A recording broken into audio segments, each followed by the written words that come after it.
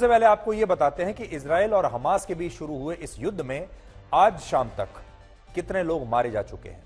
अभी तक 1360 लोगों के मारे जाने की खबर मिल चुकी है, यानी 1360 लोगों की मौत हुई है, जिनमें 800 लोग इजराइल के हैं और 560 लोग फिलिस्तीन के हैं। इसके अलावा इन मृतकों में 9 नागरिक अमेरिका के हैं, 12 नागरिक थाईलैंड के हैं और 7 नागरिक मोरक्को के हैं। और इजराइल के 100 नागरिक अब भी हमास के कब्जे में हैं, जिनमें ज्यादातर महिलाएं हैं और बच्चे हैं। अक्सर आपने देखा होगा, युद्ध जब होता है वो दो देशों की सेनाओं के बीच होता है, जैसे यूक्रेन और रशिया का युद्ध अभी चल ही रहा था। लेकिन यह ऐसा युद्ध है जिसमें एक तरफ एक देश की सेना है, यानी इजराइल की सेना है, और दूसरी तरफ आतंकवादियों की सेना है। और इस आतंकवादियों की सेना को भी कुछ देश की सेनाओं का पीछे से समर्थन है। हमास ने अब से कुछ देर पहले एक बयान जारी करके कहा है कि उसने कतर की मदद से इजराइल की सरकार को यह प्रस्ताव भेजा है कि अगर वो अपनी कैद में बंद हमास के कुछ लड़ाकों को रिहा करने के लिए तैयार हो जाता है तो हमास भी इजराइल के नागरिकों को छोड़ने के लिए तैयार हो जाएगा। यानी अब हमास इजराइल की सरकार से सौदा करना चाहता है। इजराइल ने भी हमास के लड़ाकों को और उनके आतंकवादियों को अपने कब्जे में लेकर कैदी बना लिया है। दूसरी तरफ हमास ने इजराइल के बेकसूर नागरिकों को, महिलाओं को और बच्चों को अपनी कैद में रखा हुआ है। और अब ये दोनों इसे लेकर डील कर रहे हैं कि तुम हमारे आदमी को छोड़ दो, हम तुम्हारे लोगों को छोड़ देंगे। लेकिन इजराइल की सरकार ने अभी तक इस प्रस्ताव को लेकर कोई पुष्ट जानकारी नहीं दी है। इसकी जगह इजराइल की सरकार ने आज शाम को 3 बड़े फैसले किए हैं। पहला, इजराइल ने अपनी रिजर्व फोर्स के 3 लाख जवानों को इस युद्ध में शामिल होने के लिए बुलावा भेजा है। और वहां 50 वर्षों के बाद ऐसा पहली बार होगा जब इतनी बड़ी संख्या में रिजर्व फोर्स के जवान इजराइल की तरफ से किसी भी युद्ध में हिस्सा लेंगे। यानी यह युद्ध इतना बड़ा है और ऐतिहासिक है। दूसरा, इजराइल के रक्षा मंत्री ने कहा है कि उनकी सेना अगले 48 घंटे में गाजा पट्टी के पूरे इलाके की घेराबंदी कर लेगी और हमास का नामो निशान मिटा देगी। इसके लिए हमास में जो गाजा पट्टी है वहां पर बिजली, पानी और ईंधन की सप्लाई पूरी तरह से बंद कर दी गई है। तीसरा, इजराइल की सेना ने गाजा पट्टी के साथ आज शाम को लेबनान में भी आतंकवादी संगठन हिजबुल्लाह के ठिकानों पर हवाई हमले किए हैं और लेबनान से भी 70 आतंकवादियों ने इजराइल में घुसपैठ की कोशिश की है। यानी इजराइल 2 तरफ से अब घिर गया है। एक तरफ है गाजा पट्टी जहां से हमास के आतंकवादी हमला कर रहे हैं और दूसरी तरफ लेबनान से भी आतंकवादी इजराइल की सीमा में प्रवेश करने की कोशिश कर रहे हैं। और अब इजराइल लेबनान पर भी हमला कर रहा है और हमास पर भी। और जिन आतंकवादियों ने इजराइल में प्रवेश करने की कोशिश की है उन्हें इजराइल की सेना ने आज उनको मौत के घाट उतार दिया है। अब इस हमले की ये लेटेस्ट तस्वीरें जो अभी अभी हमारे पास आई हैं, आप देखिए, जो लड़ाई इस समय चल रही है, हिजबुल्लाह, ये भी आतंकवादी संगठन है लेबनान का, और इस समय इजराइल की जो सेना है उन दोनों के बीच। ये उनका एक सर्विलांस पोस्ट था, ऑब्जर्वेशन पोस्ट, जो आप तस्वीरें देख रहे हैं, जिसे इजराइल की सेना ने थोड़ी देर पहले उड़ा दिया है। देखिए। और अब से कुछ देर पहले ही इजराइल के एक और पड़ोसी देश इजिप्ट ने अपने नए बयान में कहा है कि वो हमास और इजराइल के बीच शुरू हुए इस युद्ध को रोकने के लिए दोनों पक्षों से बात कर रहा है और हमास ने भी इस बात की पुष्टि की है। लेकिन दूसरी तरफ हमास के आतंकवादी लगातार इजराइल के शहरों पर रॉकेट और मिसाइलों से हमला कर रहे हैं और आज शाम 7 बजे तक हमास इजराइल पर 100 से ज्यादा रॉकेट और मिसाइल दाग चुका था। तो आपने देखा कि इजराइल की जो राजधानी है जेरूसलम, वहां पर भी रेड अलर्ट अब घोषित कर दिया गया है और अब वहां पर भी हमले हो रहे हैं। इस संघर्ष को लेकर अब पूरी दुनिया 2 हिस्सों में बंट गई है। Iran, Qatar, Lebanon, Pakistan, Afghanistan, Kuwait, Bahrain, Yemen, Morocco और ट्यूनीशिया जैसे देशों ने फिलिस्तीन और हमास के लड़ाकों का समर्थन किया है, जबकि America, Britain, France, Germany, Norway, Bharat, Australia और यूएई जैसे देशों ने इजराइल का समर्थन किया है और हमास के इन हमलों को आतंकवाद बताया है। तो अगर आप यहां पर देखेंगे तो जो कट्टर मुस्लिम देश हैं वो इस समय फिलिस्तीन के साथ हैं और जो बड़े बड़े देश हैं यूरोप के और पश्चिमी दुनिया के, जैसे America, Britain, France Australia, Germany. सबसे बड़ी बात यह है कि यूएई भी इस समय इजराइल के साथ खड़ा हुआ है। यूरोपीय यूनियन, जर्मनी और ऑस्ट्रिया जैसे देशों ने तो इजराइल का समर्थन करते हुए फिलिस्तीन को दी जाने वाली आर्थिक सहायता पर भी तत्काल प्रभाव से रोक लगा दी है और अमेरिका ने भी कहा है कि वो इजराइल की मदद के लिए अपने लड़ाकू विमानों और अपने युद्धपोत को इजराइल के संघर्ष वाले क्षेत्र में तैनात कर देगा। यानी अमेरिका अब इजराइल को हथियार भी देने के लिए तैयार हो गया है। फिलिस्तीन और हमास के लिए सबसे बड़ा झटका यह है कि मुस्लिम देश यूएई ने भी इस मुद्दे पर इजराइल का साथ दिया है और सऊदी अरब ने भी फिलिस्तीन का खुलकर समर्थन नहीं किया है और इस संघर्ष को लेकर अब मुस्लिम देश भी दो हिस्सों में बंट गए हैं। यानी जो इस्लामिक दुनिया है वो भी अब दो हिस्सों में बंट गई है और इस सब के बीच इजराइल और ईरान के बीच भी तनाव काफी बढ़ गया है। ईरान इस पूरे मामले में एक बहुत बड़ा प्लेयर है। क्यों है, आपको बताते हैं। ईरान के राष्ट्रपति ने अपने नए बयान में कहा है कि हमास ने इजराइल पर हमला नहीं किया, बल्कि ये आत्मरक्षा के लिए उठाया गया कदम था, जिसके लिए ईरान हमास का समर्थन करता है। तो अब आप देख लीजिए, ईरान जो है वो खुलकर हमास का समर्थन कर रहा है और इस संघर्ष में ईरान न सिर्फ हमास के साथ है, बल्कि उस पर यह भी आरोप है कि इजराइल पर हुए इस हमले की स्क्रिप्ट ईरान ने लिखी थी। यानी इस हमले को ईरान का हर तरीके का समर्थन मिला था, चाहे वो रुपए पैसे का समर्थन हो, चाहे वो हथियारों का समर्थन हो, चाहे वो रणनीति बनाने का समर्थन हो। अमेरिका के मशहूर अखबार द वॉल स्ट्रीट जर्नल ने आज अपनी एक रिपोर्ट में यह दावा किया है कि इजराइल पर यह हमला ईरान की मदद से ही हुआ है और इस हमले की योजना लेबनान की राजधानी बेरूत में पिछले साल नवंबर में बनाई गई थी। पिछले साल बेरूत में एक बैठक हुई जिसमें हमास के लड़ाकों के साथ आतंकवादी संगठन हिजबुल्लाह के कमांडर्स भी शामिल हुए और इस बैठक की अध्यक्षता ईरान की इस्लामिक रेवोल्यूशनरी गार्ड के कुछ सैन्य अफसरों ने की। यानी ईरान के जो सैनिक अफसर हैं, ईरान की सेना में जो जनरल्स हैं, वो भी इस बैठक में शामिल हुए। तो अब आप ये समझ सकते हैं कि आतंकवादियों की बैठक हो रही है, हमास की, हिजबुल्लाह की बैठक हो रही है जिसमें आतंकवादी आए हुए हैं और उन आतंकवादियों की बैठक में ईरान की सेना के जो जनरल्स हैं वो भी शामिल हो रहे हैं और इस बैठक में हमास को इजराइल पर हमला करने के लिए हरी झंडी ईरान की तरफ से दे दी गई थी। इसके अलावा इसी साल अगस्त के महीने में ईरान के सुरक्षा बलों ने हमास और हिजबुल्लाह को यह सिग्नल दिया था कि यह हमला कब और कैसे किया जाना चाहिए और जिस तरह से इजराइल पर हमले हुए उससे साफ पता चलता है कि ऐसे हमले रातों रात कभी नहीं हो सकते। इस तरह के जो हमले होते हैं इनमें महीनों की प्लानिंग लगती है, बहुत जबरदस्त तरीके का कोऑर्डिनेशन चाहिए होता है। ये हमले ऐसे नहीं होते कि रातों रात तय किया और अगले दिन हमला हो गया। यानी इस हमले की योजना कई महीनों से चल रही होगी। ईरान इजराइल का पड़ोसी देश नहीं है और ईरान और इजराइल के बीच लगभग 2000 किलोमीटर से ज्यादा की दूरी है, लेकिन दोनों देशों के बीच कड़वाहट शुरुआत से ही रही है और इस कड़वाहट का कारण पैसा, जमीन और संसाधन नहीं है, बल्कि इस कड़वाहट का कारण है धर्म। और इसीलिए हमने आपसे शुरुआत में कहा ये युद्ध नहीं है, ये धर्म युद्ध है। ये जो युद्ध हो रहा है असल में ये किसी जमीन के टुकड़े के लिए नहीं हो रहा, ये युद्ध धर्म के लिए हो रहा है। वर्ष 1979 में जब ईरान की क्रांति ने वहां के कट्टरपंथियों को ईरान की सत्ता में आने का मौका दिया, तभी से ईरान के नेता इजराइल को मिटाने की बात करते आ रहे हैं। ईरान इजराइल के अस्तित्व को स्वीकार नहीं करता और उसका कहना है कि इजराइल ने मुसलमानों की जमीन पर अवैध कब्जा कर रखा है और इसीलिए वो हमास और हिजबुल्लाह जैसे आतंकवादी संगठनों के साथ मिलकर इजराइल को खत्म करने की साजिश करता रहता है और इस बार भी उस पर यही आरोप लग रहे हैं। इस समय भी जब हम आपको यह खबर दिखा रहे हैं तब भी इजराइल के ज्यादातर शहरों में हवाई हमलों की आशंका की वजह से सायरन बज रहे हैं और लोगों को सुरक्षित बंकर्स में रहने के लिए कहा गया है।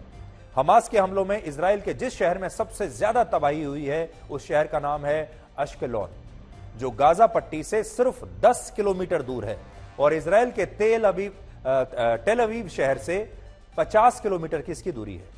मेरे सहयोगी गौरव सावंत ने गाजा पट्टी के पास इजराइल के इसी शहर से आपके लिए आज ये खतरनाक ग्राउंड रिपोर्ट तैयार की है, भेजी है उन्होंने अपनी जान पर खेलकर, जिससे आपको यह पता चलेगा कि इजराइल में इस समय किस तरह की दहशत है और वहां हर पल कैसे धमाकों की आवाज लगातार सुनाई दे रही है। इस समय आज तक की टीम एश्केलोन के उस इलाके में है जहां अब से थोड़ी देर पहले एक के बाद एक दो बड़े धमाके हुए थे, और यहां पर आप जैसे ठीक मेरे पीछे देखिए तो एक गाड़ी को पूरी तरह से नुकसान पहुंचा है, और उसके अलावा यहां जो ट्रक खड़ा है इसको नुकसान पहुंचा है। 2 लोग यहां पर घायल भी बताए जा रहे हैं, और ये वो इलाका है जहां पर लगातार बमबारी हो रही है। लगातार उस भीषण बमबारी में आज तक की टीम भी फंस गई थी। एकाएक एयर रेड सायरन बजा, और यहां पर एयर रेड सायरन के बजने से लेकर रॉकेटों के आने तक महज 30 सेकंड का समय होता है। उस 30 सेकंड में भागकर जो सबसे पास का शेल्टर है, बॉम्ब शेल्टर, वहां पर बचाव करना होता है।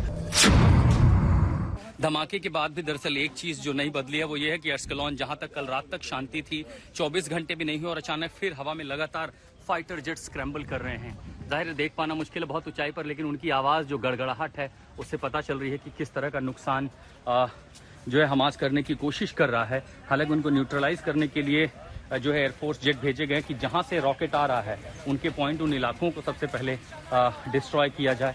एक बड़ा सा रॉकेट गिरता है और सड़क पर कितना बड़ा छेद, ये अब समझिए, इससे आप रॉकेट की जो ताकत है उसका अंदाजा लगा सकते हैं कि कितना बड़ा छेद इस रॉकेट ने यहाँ पर किया है। इस तरह का नुकसान हुआ है, खिड़कियां पूरी तरह से टूट गई हैं। सामान जो है अब बाहर सड़क पर अगर 1 फीट लंबा डायमीटर का छेद हो जाता है तो आप समझ सकते हैं नुकसान कितना बड़ा है। और यहाँ पर ये जो IDF के लोग हैं मदद कर रहे हैं बुजुर्ग दंपत्ति की। हालांकि ये लोग अंदर थे लेकिन ऊपर कहीं पर सब कुछ नुकसान हो चुका है। मैं आसानी से देख सकता था, कम से कम 50 रॉकेट जरूर थे जो उस तरफ से दागे गए, और जैसे वो आए सबसे पहले एयर सायरन बजा। वो इतना डरावना था कि मुझे अपना इक्विपमेंट लेकर के तुरंत भागना पड़ा। आगे बढ़ने से पहले आपको इजराइल का एक नक्शा जरूर देख लेना चाहिए जिससे कि आपको अच्छी तरह से समझ में आ जाए। ये इजराइल है बीच में, यहां पर आप देख सकते हैं एक तरफ जॉर्डन है, दूसरी तरफ इजिप्ट है, ये गाजा पट्टी है, गाजा स्ट्रिप, जिसको हम जहां पर लड़ाई इस समय ज्यादातर चल रही है। टेल अवीव शहर जो है वो गाजा पट्टी से सिर्फ 10 किलोमीटर, एशलोन शहर है 10 किलोमीटर दूर, और टेल अवीव शहर जो है यहां से लगभग 50 किलोमीटर की दूरी पर होगा। आप देख सकते हैं लेबनान बिल्कुल ऊपर है इस नक्शे पर, और यहां पर सीरिया है। तो ये इससे आपको अंदाजा लग गया होगा यरूशलेम जो है वो राजधानी है, ये बीच में है, और हमले ज्यादातर जो हो रहे हैं वो यहां से हो रहे हैं, इस तरफ से। आप देखिए, क्योंकि गाजा पट्टी ये इलाका है, ये गाजा पट्टी जो आप यहां थोड़ा सा एक हल्का सा देख रहे हैं, ये गाजा पट्टी इलाका है। और अभी गौरव ने जो आपको रिपोर्टिंग अपनी भेजी है एश्केलोन शहर से, वो गाजा पट्टी से बिल्कुल जरा सा दूर है। ये एश्केलोन शहर है यहां इस नक्शे पर आप देखिए। अब हमास ने अपने 36 वर्षों के इतिहास में पहली बार इजराइल पर इतना बड़ा और इतना खतरनाक हमला किया है, और यह हमला ऐसा समय में हुआ है जब इससे ठीक एक दिन पहले 6 अक्टूबर को इजराइल और अरब देशों के बीच लड़े गए चौथे युद्ध की 50वीं वर्षगांठ थी। 6 अक्टूबर 1973 को इजिप्ट और सीरिया की सेना ने भी ठीक उसी तरह से इजराइल में बड़े पैमाने पर हमले किए थे जैसे इस बार हमास के इन आतंकवादियों ने किए हैं। 7 अक्टूबर को हमास ने जमीन, पानी और हवा तीनों रास्तों से इजराइल को घेर कर उस पर हमले किए, और इन हमलों ने इजराइल के खुफिया और सुरक्षा तंत्र को कुछ ही पल में ध्वस्त कर दिया। और यह सब भी तब हुआ जब अमेरिका के बाद दुनिया की सबसे बड़ी और आधुनिक खुफिया एजेंसी इजराइल के पास है, जिसे मोसाद के नाम से पूरी दुनिया जानती है। सोचिए, मोसाद को इतनी शानदार इंटेलिजेंस एजेंसी माना जाता है, लेकिन मोसाद को इस हमले के बारे में कोई जानकारी नहीं लगी। इजराइल में मोसाद को इसलिए बाकी सभी विभागों और मंत्रालयों से सबसे ज्यादा बजट मिलता है क्योंकि मोसाद इजराइल के दुश्मनों पर पल पल नजर रखती है और इजराइल को खतरनाक से खतरनाक हमलों से ये एजेंसी बचाती आई है। लेकिन इस बार के हमले में मोसाद का जो खुफिया तंत्र था, उसकी इंटेलिजेंस थी, सर्वेलांस थी, सब कुछ फेल हो गया। हमास के लड़ाकों ने सबसे पहला हमला सुबह 6:30 बजे के आसपास किया, जब गाजा पट्टी के इलाकों से लगभग 5000 रॉकेट इजराइल के अलग अलग इलाकों और शहरों पर दागे गए, जिनमें कई बड़ी बड़ी इमारतें नष्ट हो गई और इजराइल का जो आयरन डोम सिस्टम है वो भी फेल हो गया। आयरन डोम सिस्टम के बारे में कहा जाता है, इजराइल ये दावा करता था कि जब तक आयरन डोम की परत इजराइल के ऊपर है तब तक कोई भी रॉकेट इजराइल को छू नहीं सकता। लेकिन यह सिस्टम भी हमास के इस हमले में फेल हो गया। इस रॉकेट हमले के लगभग 1.5 घंटे बाद जमीन के रास्ते हमला हुआ, जिसमें हमास के लड़ाके सीमा पर लगी जो उनकी फेंसिंग वॉल को तोड़कर इजराइल में घुस गए और कुछ लड़ाके पैराशूट के जरिए भी इजराइल के अंदर दाखिल हो गए। और इसके बाद इन लोगों को जो भी मिला उस पर उन्होंने गोलियां बरसानी शुरू कर दी। ये देखिए तस्वीरें, ये इससे पहले किसी ने सोचा भी नहीं होगा, आप खुद देखिए। अब आप अंदाजा लगाइए कि आतंकवादी जब प्लान करते हैं कोई बड़ा हमला तो इस तरह से प्लान करते हैं कि पूरी दुनिया ने उस हमले की कल्पना भी ना की हो, ऐसा हमला होता है। आप अमेरिका में 9/11 का हमला देखिए, उस जमाने में कोई कल्पना भी नहीं कर सकता था कि हवाई जहाज को एक हथियार के तौर पर इस्तेमाल किया जा सकता है, और इस हमले में हवाई जहाजों का इस्तेमाल हुआ। जब मुंबई में 26/11 का हमला हुआ तब भी किसी ने सोचा नहीं था कि इस तरह का हमला हो सकता है, और पूरी दुनिया हैरान हो गई। अब जब यह हमला प्लान किया गया तो सोचिए ये जो आतंकवादी हैं ये कैसे प्रवेश किए।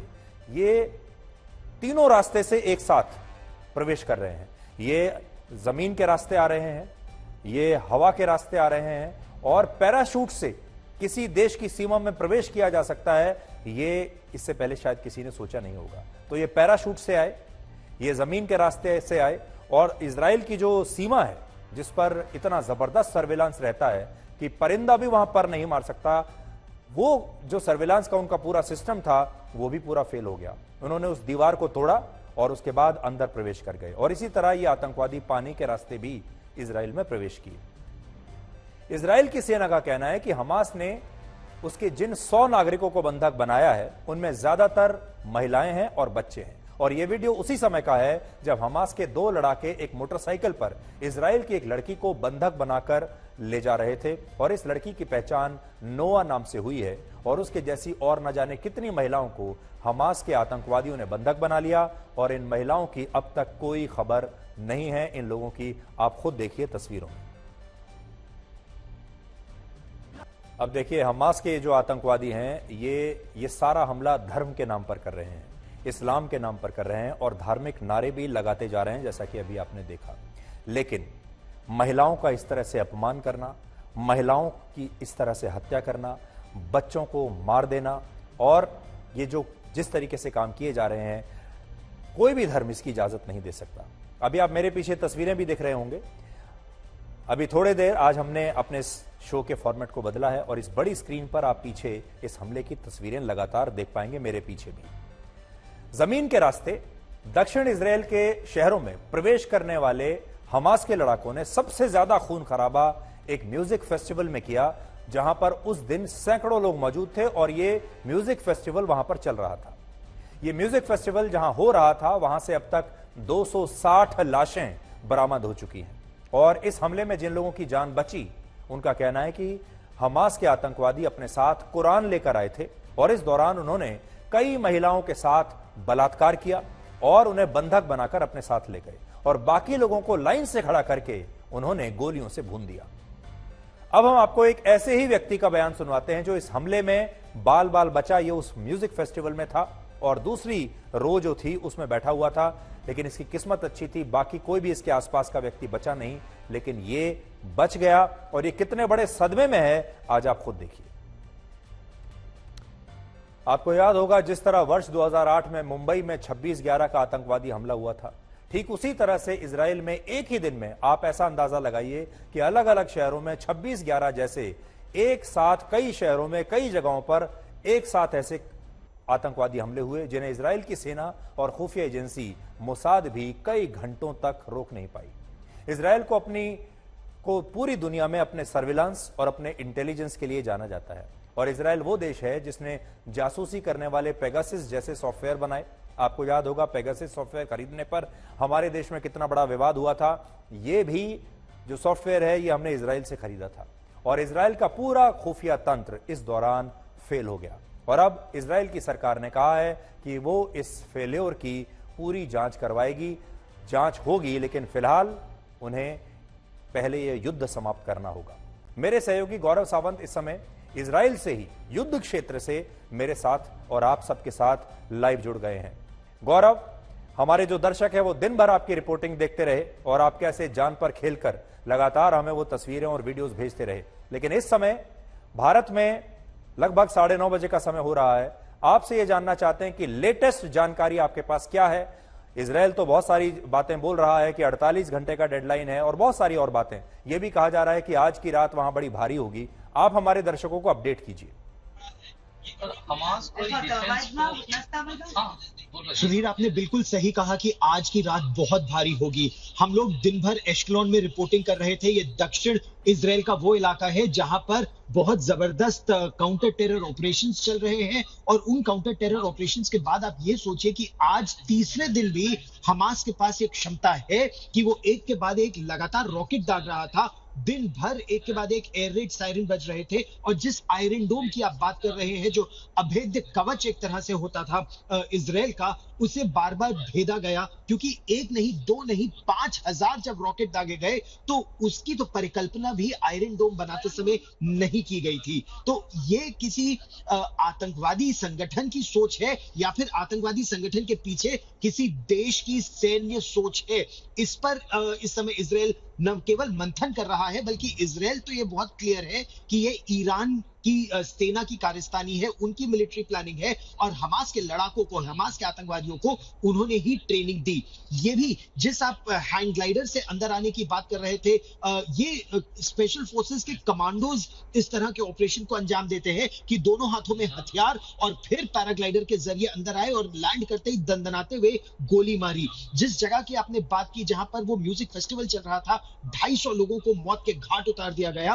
वो बिल्कुल एक देश की रूह को, एक देश की साइकी को हिला देने वाली रणनीति के तहत ऐसा किया गया था, जैसा 26/11 में हमारे साथ और 9/11 में अमेरिका के साथ किया गया था। लेकिन इस सब सोच के पीछे संगठन एक ही तरह के हैं और उस संगठन पर या उस तरह की सोच पर इजराइल का यह कहना है कि हमास के खिलाफ तो अगले 2-4 दिनों में बड़ा ऑपरेशन होगा। लेकिन उनके लिए सबसे बड़ी चुनौती यह है कि करीब कई दर्जन है या सैकड़ों, 100 से अधिक है जो उनके लोगों को अभी भी बंधक बनाकर रखा गया है, सुरंगों में रखा गया है हमास द्वारा।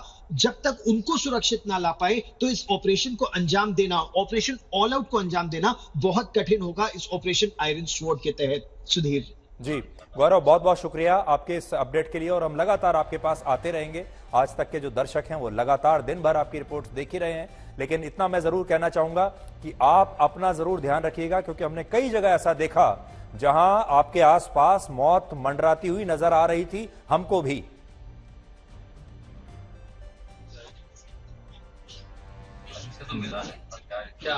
उस समय खतरा तो था, लेकिन बहुत बहुत धन्यवाद। मैं अपना ख्याल रखते हुए रिपोर्ट कर रहा था और जैसे ही ये आता था हम लोग एयर रेड शेल्टर में चले जाते थे। जी, thank you so much Gaurav and all the best. Thank you. तो अभी हमने आपको ये बताया कि इजराइल पूरी दुनिया में अपने इंटेलिजेंस के लिए जाना जाता है, सर्विलांस के लिए जाता है, वॉरफेयर के लिए जाना जाता है। आयरन डोम के बारे में कहा जाता है कि एक ऐसी उनके पास सिस्टम है जिससे कोई भी दुनिया की बेहतरीन से बेहतरीन मिसाइल और रॉकेट भेद नहीं सकता। लेकिन उस दिन कुछ काम नहीं किया। उनका जो बॉर्डर मैनेजमेंट है इतना जबरदस्त है कि भारत जैसे देश भी भारत पाकिस्तान बॉर्डर पर किस तरह का काम करना है, कैसी निगरानी करनी है, सर्विलांस कैसे करना है, कैसे एक बड़ी दीवार बनानी है, ये हम इजराइल से कंसल्टेंसी लेते थे और इजराइल इस बार अपनी खुद की रक्षा नहीं कर पाया। ये तो इजराइल की कैसे की पूरी सिस्टम जो है उनका फेल हो गया। ये एक बहुत बड़ा जांच का विषय है और एक बहुत बड़ी सीख भी है पूरी दुनिया के लिए। अब देखिए, इजराइल का तो हुआ, लेकिन हमारे, आपने देखा होगा दुनिया में कितनी बड़ी बड़ी महाशक्तियां हैं। एक 5 आइज करके एक बहुत बड़ा गठबंधन है बड़े बड़े देशों का, जिसमें अमेरिका, ब्रिटेन जैसे देश हैं और वो कहते हैं कि हम पूरी दुनिया पर इन 5 आइज के जरिए नजर रखते हैं। आपको याद होगा कनाडा में जब आतंकवादी निज्जर की हत्या हुई तो इन देशों ने कहा कि हमारे पास सर्विलांस और इंटेलिजेंस रिपोर्ट है कि निज्जर की हत्या कैसे हुई और किसने की। यानी एक मामूली से आतंकवादी की हत्या भी जब होती है तो ये देश कहते हैं कि इनके पास सर्विलांस भी है और इंटेलिजेंस भी है। कनाडा में जो हत्या होती है। अब दूसरा उदाहरण देखिए, जब हमारे देश में हम न्यूक्लियर टेस्ट कर रहे थे, जब अटल बिहारी वाजपेयी की सरकार थी, उस समय जो हमें सबसे ज्यादा डर था वो ये था कि वो न्यूक्लियर टेस्ट करते समय कहीं अमेरिका के जो खुफिया सैटेलाइट हैं, सर्विलांस सैटेलाइट हैं, वो हमें पकड़ न लें और इस बात को ध्यान में रखते हुए हम पूरी तैयारी कर रहे थे कि अमेरिका के सैटेलाइट्स हमें ना पकड़ लें, यानी अमेरिका के सैटेलाइट्स को पूरी दुनिया की खबर रहती है। लेकिन इजराइल पर हमले के लिए जो हथियार कहां से आ रहे थे, जैसा भी गौरव ने आपको बताया, 5-5 हजार रॉकेट एक दिन में लॉन्च किए जा रहे हैं। इतने सारे रॉकेट कहां से आ रहे हैं? आतंकवादियों के पास तो हो नहीं सकते, इतने ज्यादा हथियार सेनाओं के पास होते हैं। और जैसे कि उन्होंने बताया कि आयरन डोम जैसे जो सिस्टम है वो भी फेल हो गए। ये देखिए किस तरह से वो लोग आए हैं, और ये ट्रेंड जो कमांडोज हैं वही ये काम कर सकते हैं। अभी इतने सारे हथियार, इतने सारे रॉकेट, इतने सारे मिसाइल, ये कहीं ना कहीं से तो आई होंगी हजारों। इसकी प्लानिंग चल रही थी। तो क्या पूरी दुनिया के जो बड़े बड़े देश हैं इन सब की अपनी इंटेलिजेंस भी फेल हो गई? किसी को कुछ पता नहीं चला? इजराइल के प्रधानमंत्री बेंजामिन नेतन्याहू ने कहा है कि इस हमले के लिए इजराइल के दुश्मनों को बहुत बड़ी कीमत इस बार चुकानी पड़ेगी। अब देखिए, इतनी बड़ी इंटेलिजेंस फेल्योर, उनकी सेना की इतनी बड़ी नाकामी, सर्विलांस की इतनी बड़ी नाकामी, ना कोई हथियार चल रहा है, ना कोई सर्विलांस चल रहा है, ना इंटेलिजेंस चल रही है, ना आयरन डोम चल रहा है, सब कुछ बेकार। 4 घंटे तक हमास के आतंकवादी मनमानी करते रहे इजराइल में, सुबह सुबह जाकर, जब पूरा इजराइल छुट्टी मना रहा था। और ऐसा लगता है जैसे इजराइल की सेना भी छुट्टी पर चली गई, उनके जो जासूस थे इंटेलिजेंस वाले वो भी छुट्टी पर चले गए, सर्विलांस भी उनका छुट्टी पर चला गया, यानी पूरा की पूरे देश की सुरक्षा व्यवस्था बिल्कुल छुट्टी पर चली गई, ऐसा लगता था। और ये आतंकवादी एक बिल्कुल नए यूनिक तरह के प्लान के साथ आए और उन्होंने इजराइल की सुरक्षा व्यवस्था की पोल खोल दी। वो सुरक्षा व्यवस्था जिससे न जाने कितने सारे देश सीखते हैं, उनके इक्विपमेंट्स को खरीदते हैं, वो सब। अब आप ये देखिए, इसके बावजूद वहां पर नेतन्याहू का कोई इस्तीफा नहीं मांग रहा, इस सब के बावजूद सरकार का कोई इस्तीफा नहीं मांग रहा, इस सब के बावजूद जांच तो जरूर बैठाई है और जांच तो होनी ही चाहिए, जांच होगी। लेकिन इस समय पूरा की पूरा इजराइल जो है, इजराइल के 1 करोड़ लोग, वहां के विपक्ष के नेता, वो सब एक सैनिक की तरह सोच रहे हैं। उनके बहुत सारे विपक्ष के नेता, उनके पूर्व प्रधानमंत्री, सब के सब सेना में अपनी ड्यूटी करने के लिए पहुंच गए हैं, क्योंकि वो सब रिजर्व फोर्स के सदस्य हैं और ये सब सेना के लिए काम करते हैं। और सोचिए, ये सारे लोग अपने अपने काम छोड़कर अब सेना में शामिल होने के लिए, अपनी ड्यूटी देने के लिए वहां पर पहुंच गए हैं। अब आप ये सोचिए, अगर ये भारत में हुआ होता तो क्या होता? अगर ये सब भारत में हो जाए और भारत में इतने सारे हजारों लोग मारे जाएं तो क्या होता? मुंबई में जब 26/11 का हमला हुआ था, इसके कुछ ही घंटों में हमारे देश में राजनीति अपने चरम पर थी। हमारे देश की जनता ने के दबाव में तब गृह मंत्री का इस्तीफा ले लिया गया था। हमारे देश की अपनी जनता सड़कों पर निकल आई थी अपनी ही सरकार के खिलाफ। इसी तरह जब पुलवामा या बालाकोट जैसी घटनाएं हुई तो हमारे देश में सेना से सवाल पूछे गए। हम अपनी सेना से सवाल पूछ रहे हैं, हमारे देश के नेता अपनी सेना से सबूत मांग रहे हैं। सेना से सर्जिकल स्ट्राइक और एयर स्ट्राइक के सबूत हमारे देश के नेता मांगने लगे थे। जब चीन हमारी सीमाओं में घुसपैठ करने की कोशिश करता है, तब भी हमारा देश एकजुट होकर न तो चीन का मुकाबला करता है, हमारे अपने देश में जो हमारे अपने नागरिक चीन के समर्थन में आ जाते हैं। हमारे देश के अपने मीडिया के कुछ लोग चीन के बारे में अच्छी अच्छी कहानियां लिखने लगते हैं, चीन का समर्थन करते हैं, हमारे अपने नेता चीन की तारीफ करने लगते हैं। और ऐसा ही पाकिस्तान के साथ है, ना तो हम चीन का मुकाबला करते हैं एकजुट होकर, ना कभी पाकिस्तान का मुकाबला करते हैं एकजुट होकर। लेकिन इजराइल में विपक्ष का हर नेता आज एक सैनिक की तरह सोच रहा है। इस समय इजराइल की सभी पार्टियां, सभी नेता और वहां की 1 करोड़ लोगों की पूरी आबादी तन मन धन से इस युद्ध को ऐसे लड़ रही है जैसे ये उनकी जिंदगी का आखिरी युद्ध हो। इजराइल के प्रमुख विपक्षी दल नेशनल यूनिटी पार्टी और बाकी दलों के नेताओं ने सरकार का एक ऐसा समूह बनाने पर अपनी सहमति दी है जिसमें युद्ध के दौरान सत्ता पक्ष और विपक्ष दोनों पार्टियों के नेता इजराइल के हित में संयुक्त फैसले ले सकेंगे और अपना योगदान दे सकेंगे। और 51 साल के पूर्व प्रधानमंत्री नफ्ताली बेनेट ने एक रिजर्व सैनिक के तौर पर हमास के खिलाफ इस युद्ध में शामिल होने का फैसला भी किया है। तस्वीरें आप देखिए कि वो खुद सेना में शामिल होने के लिए, लड़ाई करने के लिए वहां पर खुद आ गए हैं।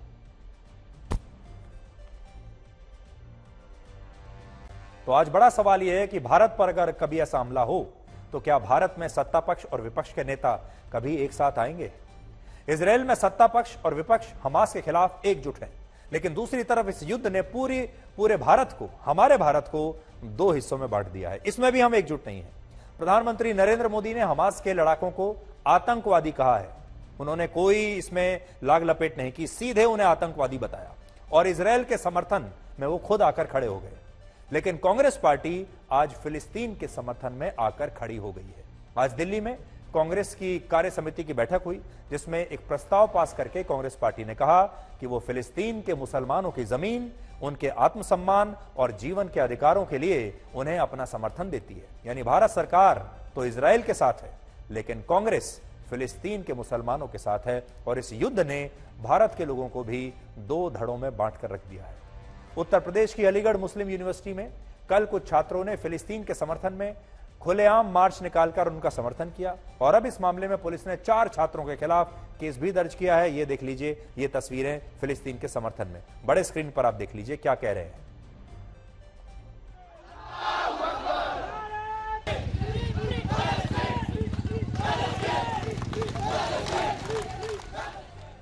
इसके अलावा दिल्ली के जामिया मिलिया इस्लामिया यूनिवर्सिटी और दिल्ली की जवाहरलाल नेहरू यूनिवर्सिटी यानी जेएनयू में भी फिलिस्तीन के समर्थन में पोस्टर्स लगाए गए हैं। जेएनयू के छात्र संगठन ऑल इंडिया स्टूडेंट्स एसोसिएशन और जामिया में कांग्रेस पार्टी के छात्र संगठन ने भी फिलिस्तीन का खुलकर समर्थन किया है।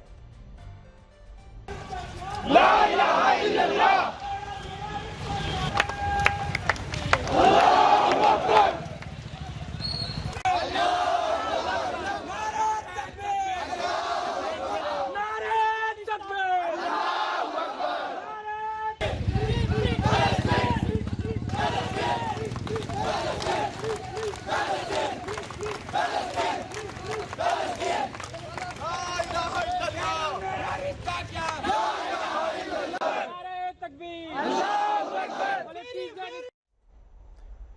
अब आप देखिए, ना सिर्फ भारत, पूरी दुनिया में भी यही हो रहा है। ऑस्ट्रेलिया में सिडनी में ओपेरा हाउस को इजरायल के झंडे के रंग में रोशन कर दिया गया।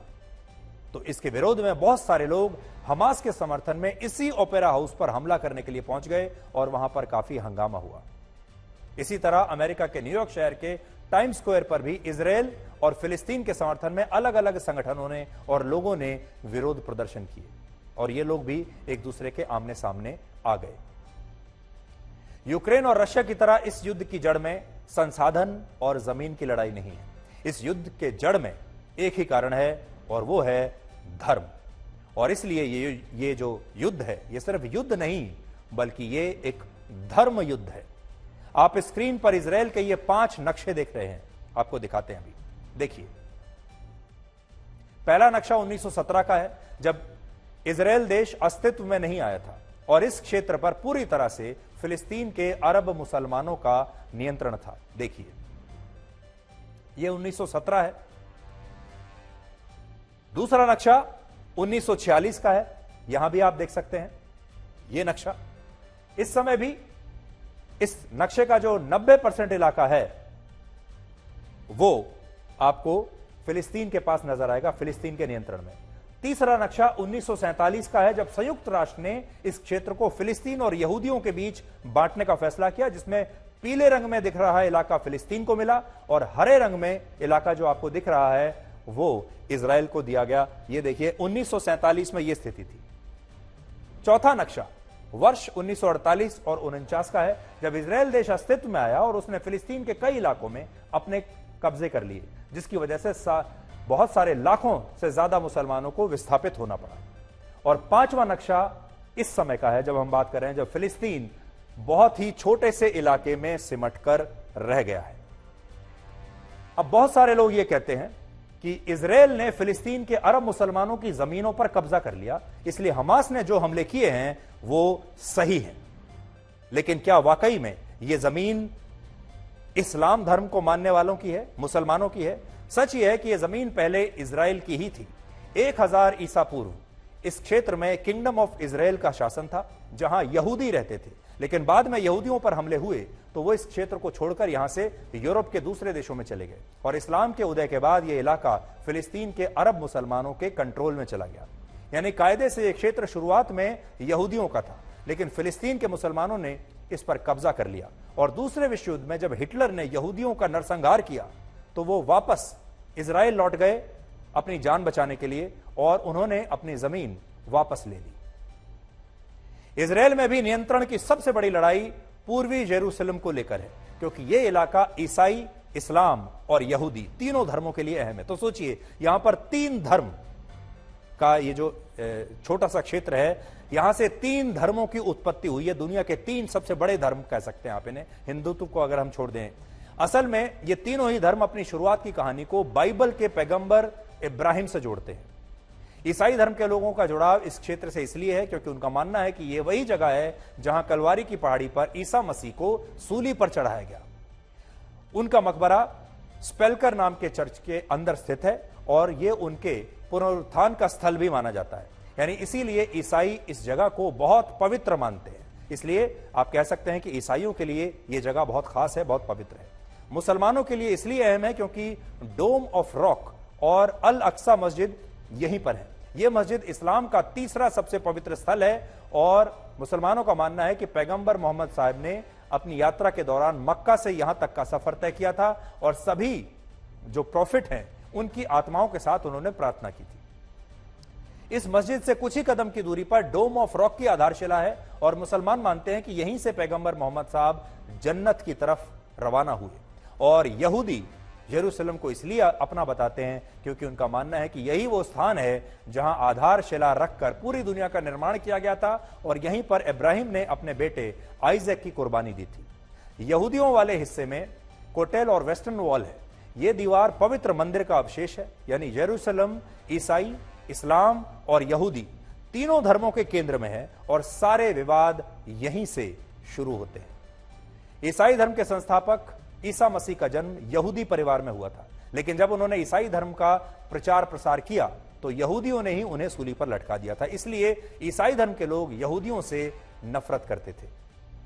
तो ये एक पुराना इतिहास है इस जगह का और जैसे जैसे ये कहानी आगे बढ़ेगी, क्योंकि ये जो युद्ध है, अगर आप हमसे पूछें, ये युद्ध अभी रुकने वाला नहीं है। ये युद्ध अभी और फैलेगा, इसमें और ज्यादा देश शामिल होंगे, इसका इलाका और ज्यादा फैलेगा। इसलिए आने वाले दिनों में ये युद्ध पूरी दुनिया को परेशान करने वाला है। अब दुनिया की नजर यूक्रेन और रशिया के युद्ध से हटकर यहां पर आ गई है और यकीन मानिए, यूक्रेन का युद्ध था, उस पर तो उसकी वजह से आपके जीवन पर असर पड़ा ही था, लेकिन इस युद्ध का भी आपके जीवन पर असर पड़ने वाला है। मिडिल ईस्ट में तेल होता है और तेल अभी से महंगा शुरू हो गया है। स्टॉक मार्केट क्रैश होना अभी से शुरू हो गया है और अभी बहुत सारी ऐसी चीजें होंगी जो आपके जीवन पर सीधा प्रभाव डालेंगी।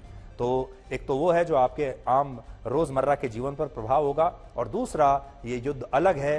ये युद्ध धर्म युद्ध है, इसलिए भी ये पूरी दुनिया को 2 हिस्सों में ब्लैक एंड व्हाइट की तरह बांट देगा। और इसमें ये जो इलाका है, जैसा हमने आपको बताया, 1-2 नहीं बल्कि 3 धर्म जो हैं वो इसमें शामिल है। 7 अक्टूबर को जब इजराइल पर हमला हुआ तब इजराइल में यहूदी अपना सबसे बड़ा त्योहार मना रहे थे, जिसे सिनचैट तोरा कहते हैं। और इस त्योहार पर लोग आराम फरमाते हैं, कोई काम नहीं करते उस दिन, कहीं पर यात्रा पर नहीं जाते, कहीं बाहर नहीं निकलते। और इसी दिन हमास ने बहुत सोच समझकर उनके आतंकवादियों ने इजराइल पर हमला किया। यानी आप ऐसे समझ लीजिए कि हमारे देश में अगर कोई दिवाली के दिन हमला कर दे, हमारे देश में किसी एक बहुत बड़े त्योहार के दिन जब पूरा देश उस त्योहार को मनाने में व्यस्त हो, उस दिन अगर इतना बड़ा हमला हो जाए, ये बिल्कुल वैसे ही है। सृष्टि का एक नियम है कि जो आप बांटोगे वही आपके पास बेहिसाब होगा, फिर चाहे वो धन हो, अन्न हो, सम्मान हो, अपमान हो, नफरत हो या मोहब्बत।